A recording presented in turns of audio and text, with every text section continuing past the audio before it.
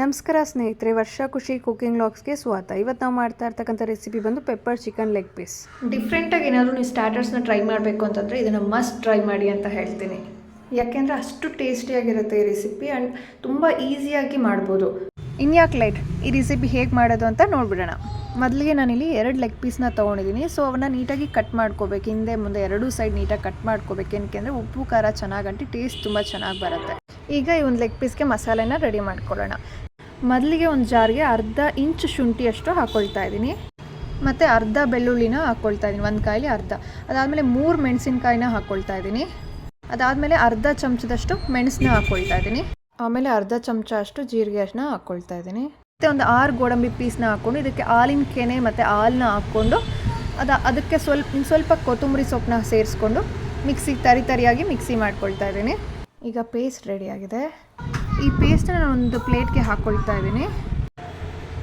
ಹಾಗೆ ಇದಕ್ಕೆ ಸಣ್ಣದಾಗಿ ಕಟ್ ಮಾಡಿರ್ತಕ್ಕಂಥ ಕರಿಬೇವಿನ ಸೊಪ್ಪನ್ನ ಕೂಡ ಹಾಕ್ಕೊಳ್ತಾ ಇದ್ದೀನಿ. ಹಾಗೆ ಅರಿಶಿಣ ಪುಡಿ 1/4 ಸ್ಪೂನು, ಧನಿಯಾ ಪುಡಿ 1/4 ಸ್ಪೂನು, ಹಾಗೆ ಉಪ್ಪು ಕೂಡ 1/4 ಸ್ಪೂನ್ ಹಾಕ್ಕೊಂಡು ನಿಂಬೆಹಣ್ಣು ಹುಳಿನ ಅರ್ಧ ನಿಂಬೆಹಣ್ಣು ಹೋಳನ್ನ ಹಿಂಡ್ಕೊಳ್ತಾ ಇದ್ದೀನಿ. ಹಾಗೆ ಇದನ್ನು ಚೆನ್ನಾಗಿ ಮಿಕ್ಸ್ ಮಾಡ್ಕೋಬೇಕು.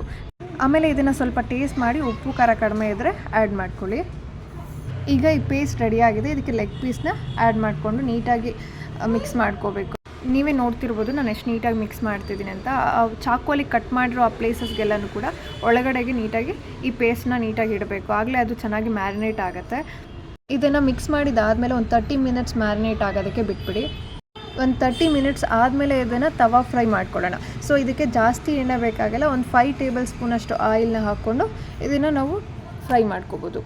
ಈಗ ಒಂದು ಪ್ಯಾನ್ಗೆ ನಾನು 5 ಟೇಬಲ್ ಸ್ಪೂನಷ್ಟು ಆಯಿಲ್ನ ಹಾಕ್ಕೊಳ್ತಾ ಇದ್ದೀನಿ. ಆಯಿಲ್ ಬಿಸಿ ಆದಮೇಲಕ್ಕೆ ಚಿಕನ್ ಲೆಗ್ ಪೀಸ್ನ ಆ್ಯಡ್ ಮಾಡ್ಕೊಳ್ತಾ ಇದ್ದೀನಿ. ಆದಷ್ಟು ಈ ಒಂದು ಲೆಗ್ ಪೀಸ್ನ ಲೋ ಫ್ಲೇಮಲ್ಲೇ ಬೇಯಿಸಿ, ಇಲ್ಲಾಂದರೆ ಅದು ಸೀದೋಗ್ಬಿಡುತ್ತೆ. ಹೀಗೆ ಒಂದು 15 ಮಿನಿಟ್ಸ್ ನಾವು ಬೇಯಿಸಿದ್ದೀವಿ ಅಂದರೆ ಒಂದು ಸೈಡ್ ಬೆಂದ್ಕೊಂಡ್ಬಿಡುತ್ತೆ. ಸೊ ಇನ್ನೊಂದು 15 ಮಿನಿಟ್ಸ್ ಸೈಡ್ ಟರ್ನ್ ಮಾಡಿ ನಾವು ಬೇಯಿಸಿದ್ದೀವಿ ಅಂತಂದರೆ ಇನ್ನೊಂದು ಸೈಡ್ ಕೂಡ ಇದು ಬೆಂದ್ಕೊಂಡ್ಬಿಡುತ್ತೆ. ಈಗ ನೋಡ್ತಿರ್ಬೋದು ಎಷ್ಟು ನೀಟಾಗಿ ಬೆಂದ್ಬಿಟ್ಟಿದೆ ಇದು ಅಂತ. ತುಂಬ ಸಾಫ್ಟಾಗಿ ಜ್ಯೂಸಿಯಾಗಿರುತ್ತೆ, ಟೇಸ್ಟ್ ಮಾತ್ರ ಸಕ್ಕತ್ತಾಗಿರುತ್ತೆ. ಒಂದೇ ಒಂದು ಸಲ ಇದನ್ನು ಟ್ರೈ ಮಾಡಿ ನೋಡಿ.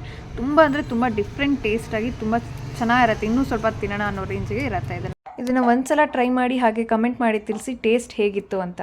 ಹಾಗೆ ಲೈಕ್ ಶೇರ್ ಮಾಡೋದನ್ನು ಮರ್ತೋಗ್ಬೇಡಿ. ಹಾಗೆ ಒಂದು ನಿಮಿಷ ವರ್ಷ ಖುಷಿ ಕುಕಿಂಗ್ ವ್ಲಾಗ್ಸ್ನ ಸಬ್ಸ್ಕ್ರೈಬ್ ಮಾಡೋದು ಮರ್ತೋಗ್ಬೇಡಿ. Thank you.